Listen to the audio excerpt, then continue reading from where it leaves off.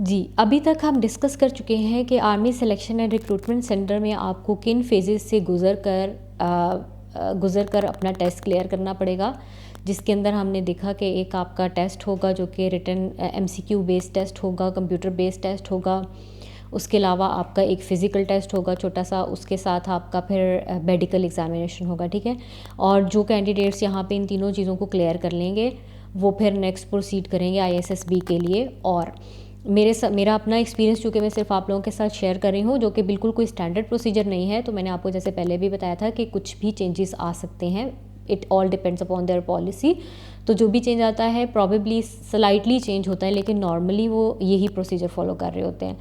तो मुझे तो उस वक्त ही उन्होंने जो है वो कॉल लेटर्स वगैरह आपको मिल जाते हैं, उसी वक्त ही मुझे तो कॉल लेटर मिल गया था। लेकिन मोस्टली आपके घर पे आता है जो कॉल लेटर होता है, एक आध दिन के बाद वो आपके घर भेजते हैं। और इसके अलावा आई थिंक वो कंप्यूटर पे भी ऑनलाइन अवेलेबल हो जाता है जो रिज़ल्ट होता है, ठीक है। अब आपको प्रोसीड करना होगा आईएसएसबी के लिए। तो मैं आपको आईएसएसबी के लिए भी कुछ टिप्स देना चाहती हूँ।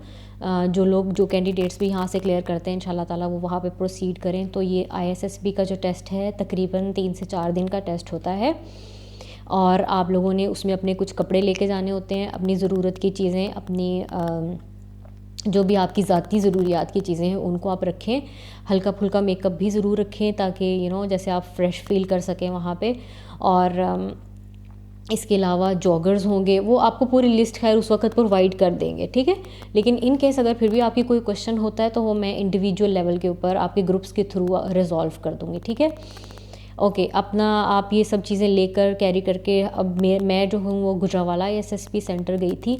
तो आप लोगों को डिपेंड करता है कि अगर आप लाहौर के आसपास ही रहते हैं कहीं, तो वो आपको गुजरावाला एसएसपी सेंटर ही रेकमेंड करेंगे।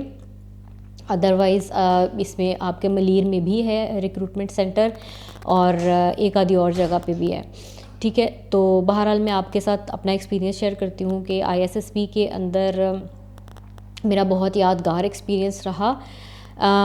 तो वहाँ पे डिफरेंट किस्म के टेस्ट थे जिनके अंदर हमारे इंटरव्यूज़ भी थे। हमारे जो है ना वो पहले रिटन टेस्ट था, उसके बाद फिर हमारे ग्रुप टेस्ट थे, हमारे फ़िज़िकल टेस्ट थे, हमारे साइकोलॉजिकल टेस्ट थे।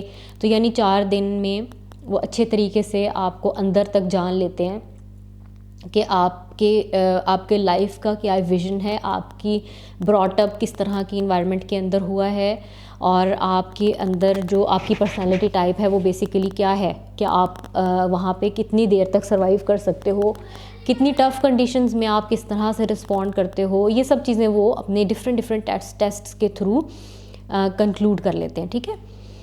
तो इसमें मैं आपको एक एडवाइस करना यही चाहूँगी कि आप जो नेचुरल और प्योर और आपकी एक जेन्युइन पर्सनैलिटी है ना, उसको आपने हाइड नहीं करना, ठीक है। बहुत ज़्यादा ओवर कॉन्फिडेंट नहीं होना और बहुत ज़्यादा आपने शाय भी नहीं रहना। बिल्कुल आपने एक अपनी ज़ात के अंदर एक बैलेंस जो है ना उसको लाने की कोशिश करनी है, ठीक है। और कॉन्फिडेंस ज़रूर रखें, कॉन्फिडेंस के साथ हर चीज़ को अटैम्प्ट करें, और सिर्फ यही यकीन रखें कि अगर आप इस ऑर्गेनाइजेशन के लिए बने हैं तो कोई भी चीज़ बीच में नहीं आ सकती, ठीक है। ये सबसे ज़्यादा इम्पॉर्टेंट चीज़ है।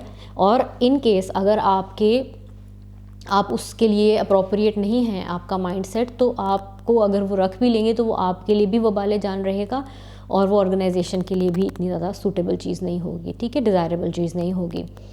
तो सबसे पहले मेरा वहाँ पे एक रिटन टेस्ट हुआ था, और रिटन टेस्ट के अंदर डिफरेंट तरह के जैसे पिक्चर्स दिखाई, उसके साथ मुझे कुछ लिखना था, पैराग्राफ लिखना था, कुछ क्वेश्चंस थे उसके आंसर्स देने थे, कुछ सिनेरियोज़ थे उसमें मुझे आंसर देना था। रिटन टेस्ट था, ठीक है, वो सारे का सारा, और अच्छा खासा लंबा टाइम टेकिंग टेस्ट होता है वो डिटेल से आपके अंदर से यानी कि माइंड के अंदर से ना चीज़ें सारी निकल जाती हैं कि आप की तबीयत किस तरह की है, ठीक है। अब वहाँ पे जब आप अटैम्प्ट कर रहे होते हैं तो कोशिश ये रखें कि अपना माइंडसेट बहुत पॉजिटिव रखें, ठीक है। नेगेटिव कोई लफ्ज़ इस्तेमाल ना करें। यानी कि मैं आपको ये बता रही हूँ कि आपको सबसे पहले अपने बारे में बिल्कुल क्लियर होना है कि आपको क्या पसंद है, क्या नहीं पसंद, आप आर्मी में क्यों आना चाहते हैं, आप यहाँ पे आके कैसे सर्व करना चाहते हैं, क्या करेंगे, और अभी तक की आपकी जो अचीवमेंट्स हैं उनके सारे पॉजिटिव प्रॉस्पेक्ट्स आपके सामने होने चाहिए। आपकी जो चॉइसेस हैं वो भी लॉजिकल होनी चाहिए। अगर आपको कोई कलर पसंद है तो वो क्यों पसंद है, आपको इस हद तक क्लियर होना चाहिए अपने बारे में, ठीक है। यानी कि जितनी ज़्यादा क्लैरिटी आपको अपनी ज़ात के बारे में होगी ना, उतने अच्छे तरीके से आप वहाँ पे क्वेश्चंस को रिस्पॉन्ड कर सकोगे।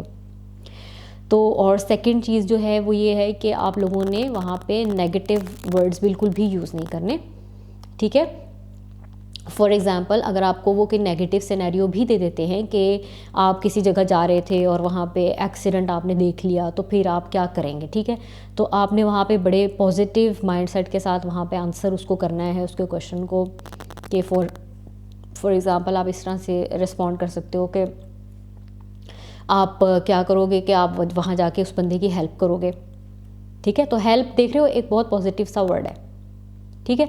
आपने ये नहीं करना कि मैं जो हूँ ना वहाँ पे जो है ना किसी और को आवाज़ दूंगा या दूंगी, राइट, कि मैं किसी और को बुलाऊंगा कि वो आके यहाँ पे हमारी हेल्प करे। तो यानी कि आपने यूँ शो करना है कि आप खुद डिसीजन मेकर हो, आप करेजियस भी हो, और आप बहुत ही पॉजिटिव माइंडसेट के साथ अपने ऊपर बिलीव करके एक प्रॉब्लम सॉल्व करने के लिए उसको अटैम्प्ट कर सकते हो, ठीक है। तो यानी कि मैंने आपको छोटी सी एक हिंट दी है। इसी तरह से जो भी क्वेश्चन आएंगे, बस आपने माइंड में ये रखना है कि आपके पास बहुत पॉजिटिव जो है ना वो वर्ड्स की डिक्शनरी होनी चाहिए जिसको आप वहाँ पे यूज़ करो, ठीक हो गया, ओके। अब हम नेक्स्ट चलते हैं। तो आपका वहाँ पे जो नेक्स्ट होगा टेस्ट, वो होगा दैट वुड बी प्रॉबेबली आपके जो ग्रुप के अंदर आपको टास्क्स दिए जाएंगे। ग्रुप के अंदर जो टास्क दिए जाते हैं वहाँ पे वो ये देखते हैं कि आपको टीम वर्क किस हद तक आता है। अब अगेन वही बात है कि अगर आपका बहुत पॉजिटिव माइंडसेट होगा ना, तो आप ये नहीं करोगे कि सारे ग्रुप को छोड़ के और मैं निकल जाऊँ, बस मैं जाके जो है ना वो जो भी हर्डल है उसको क्लियर करके जो एंड पॉइंट है वहाँ तक मैं पहुँच जाऊँ, ठीक है। वो ऐसा नहीं होगा फिर। तो मैं आपको यही बार बार बता रही हूँ, वो आपको एक टाइम भी देंगे, एक डिफ़िकल्ट सिचुएशन भी देंगे और एक ग्रुप भी दे देंगे। उसमें वो आपका रिस्पॉन्स देखते हैं कि आप डिफरेंट लोगों के साथ किस तरह से बिहेव करते हो, ठीक है। तो यानी एक एक चीज़ आपकी वहाँ पे ना टेस्ट हो रही होगी कि आपको प्रेशर कंडीशन के अंदर रिस्पॉन्ड करना है, वो भी पॉजिटिवली। तो ये अगर आप कर जाओगे तो आप टेस्ट क्लियर कर जाओगे, ठीक है। दूसरी चीज़ ये कि दो ख़राब चीज़ों में से कौन सी चीज़ आप चूज़ करते हो। इस तरह के भी कुछ टेस्ट आपसे करवाए जाएंगे, कुछ क्वेश्चनिंग की जाएगी, उसको आपने अपने हिसाब से बेहतर तरीके से रिस्पॉन्ड कर देना है। देखिए इसकी कोई की नहीं है, कोई इक्वेशन नहीं है जो मैं आपको दूं कि आप इसको लगा लो तो आपके सारे टेस्ट क्लियर हो जाएंगे, ऐसा नहीं है। मैं ऐसा भी नहीं कह सकती कि आप टाइम पे सारी चीज़ें पूरी कर लोगे तो आप जो हो ना वो सिलेक्ट हो जाओगे। हमारे साथ ही बहुत सारे लड़कियाँ थी ऐसी जिन्होंने बहुत अच्छा परफॉर्म किया था और मुझे तो ऐसे लग रहा था कि इन लोगों का सिलेक्शन हो जाना है, क्योंकि मेरे तो कुछ टास्क रह गए थे, या फिज़िकली जैसे कि मैं बहुत ज़्यादा कोई स्ट्रांग नहीं थी तो उसमें जो है ना, लेकिन उन लोगों की कोई सिलेक्शन नहीं हुई। यानी कि मैं खुद भी हैरान हुई कि पता नहीं, उस वक्त तक मुझे आइडिया नहीं था कि इन लोगों ने किस तरह से सिलेक्ट किया, लेकिन बहरहाल मुझे इन सब चीज़ों का उस वक्त पता चला जब मैं खुद PMA की ट्रेनिंग से गुजरी। फिर मैंने आर्मी के अंदर 7-8 साल गुजारे, तो मुझे उस ड्यूरेशन के दौरान फिर अंदाज़ा हुआ कि वहाँ जब सिलेक्शन हुई थी और वहाँ पे अगर उन लड़कियों की सिलेक्शन हो जाती तो कई जगहों पे वो सर्वाइव ना कर पाती, ठीक है, ओके। अब आ जाते हैं नेक्स्ट कि आप लोगों के कुछ टेस्ट ऐसे होंगे जिसके अंदर आपके 1-to-1 इंटरव्यूज़ होंगे। और 1-to-1 इंटरव्यूज़ में सिर्फ ये मत समझे कि आप और एक दूसरा बंदा होगा, आपके साथ कुछ ऑब्जर्वर्स भी होंगे जो डिफरेंट साइकोलॉजी की फील्ड से होंगे, और कुछ सर्विसेज में से कुछ को वो सेलेक्ट करते हैं कि वो आपके इंटरव्यू पैनल में शामिल होते हैं। वो आपको सिर्फ ऑब्जर्व कर रहे होते हैं।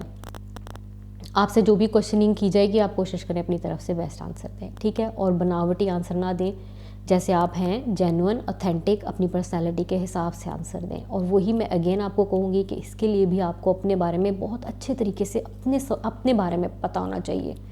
तो कि इसमें सिर्फ 2-3 वही मैं अगेन आपके साथ रिपीट करती हूँ, एक तो पॉजिटिव माइंडसेट, दूसरा आपको अपने आप के बारे में पता होना चाहिए, और तीसरा ये कि आपने जब भी किसी चीज़ को रिस्पॉन्ड करना है वो जेन्युइनिटी के साथ करना है, ठीक है। यही 3 जो है ना वो सक्सेस की कीज़ है जो मुझे लगा वहाँ पे ज़रूरी है, ठीक है।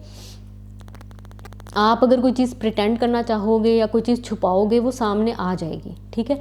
तो आपने कोशिश ये करनी है कि जो आप बोलो वही आप एक्चुअली हो, ठीक है, ओके। सेकंड चीज़ ये होती है कि कुछ आपके टेस्ट होते हैं जो आपके इंडिविजुअल फिजिकल टेस्ट होते हैं। अब उसके बारे में लड़कियां ख़ासतौर पे बहुत ज़्यादा परेशान होती हैं कि हमें जो है ना 2 मिनट के अंदर ये सारे हर्डल्स क्रॉस करके एंड पॉइंट तक पहुंचना ही पहुंचना है, जबकि ऐसा नहीं है। आप लोग अगर नहीं भी पहुंच पाते तो that is totally okay, but the thing is कि आप हर हर्डल को अटेम्प्ट किस तरह कर रहे हो। अगेन माइंड सेट, ठीक है, इस माइंड सेट के साथ आप अटेम्प्ट कर रहे हो। सबसे पहले आपको इंस्ट्रक्शंस दी गई तो आपने उन इंस्ट्रक्शंस को किस तरह से समझा, क्या हाजिर दिमागी के साथ उसको समझा या नहीं समझा, ठीक है। तो ये चीज़ बहुत ज़्यादा इंपॉर्टेंट है। आपने उनको गौर से समझना है उनकी इंस्ट्रक्शंस को। उसके बाद आपने अपने हर्डल्स जो हैं वो टाइम भी मैनेज करना है, आपने हर्डल्स भी करने हैं। उसमें आपने अपनी जान जैसे कुछ हर्डल्स ऐसे होते हैं, जैसे एक बड़ी सी डिच थी तकरीबन 5 फुट चौड़ी, ठीक है, और वो डिच जब मैं क्रॉस करने लगी तो वो मेरी तो इतनी लंबी टांगें ही नहीं है ना, मतलब वो लड़कों के स्टैंडर्ड पे बनी होती है ना, तो मैं तो डिच के अंदर गिर गई और मेरे सर की ये चीज़ जो है वो सामने उसके फ्रंट पे लगी, ठीक है। एंड देन वहाँ पे एक आया थी, वो मेरी हेल्प करने के लिए आई, तो मैंने उनको नो कर दिया। और ये सारा इनवॉलंटरीली हो रहा है, मैंने ये जो है ना प्लान नहीं किया था कि मैं इस तरह से रिस्पॉन्ड करूँगी टेस्ट को। तो वो जो आया थी उन्होंने आके मुझे निकालने की कोशिश की, तो मैंने उनको ऐसे मना करके, तो मैंने खुद से अपने बाजुओं पे यानी कि बोझ डाल के और मैं खुद से निकल के उसमें से आई। और फिर मैं जब री अटैम्प्ट करने लगी तो मुझे वहाँ जो GTO थे उन्होंने खुद मना कर दिया कि no that's okay, now you can proceed further, right. तो मैंने उनकी बात सुनी। ऐसा नहीं है कि मैंने किया कि यार ये बंदा तो मुझे फ़ेल करवा देगा, मुझे जो है ना वापस करना चाहिए, नहीं, मैंने उनकी बात सुनी। उन्होंने कहा no, I accepted it as it is, ठीक है। और मैं वापस नेक्स्ट अपने हर्डल के ऊपर चली गई। उसके अलावा मुझे हाइट फोबिया है, ऑल्दो मुझे उस वक्त पता नहीं था, लेकिन जब मैं 5 फुट की हाइट भी थी ना, 7 फुट की हाइट से छलांग लगानी थी तो मुझे बड़ा अजीब सा फील होता था, लेकिन मैंने अटैम्प्ट की क्योंकि पैशन था अंदर, ठीक है। तो पैशन को लेके ये है कि आपके सारे डर ना एक साइड पे रह जाते हैं, तो फिर आप उसको अटैम्प्ट करते हो। तो आई थिंक ये कुछ थोड़ी सी टिप्स थी जो कि मैं कोशिश करूँगी कि नेक्स्ट टाइम कुछ और ज़्यादा स्ट्रीमलाइन करके कुछ और चीज़ें आपके सामने लेके आऊँ, और हम ISSB को भी मज़ीद ज़्यादा जो है ना मज़ीद एक्सप्लोर करें। तो तब तक के लिए मेरी तरफ से अल्लाह हाफिज़। और कोई किसी की कोई क्वेरी हो तो वो मेरे साथ पर्सनली कांटेक्ट कर सकता है, आई विल बी अवेलेबल।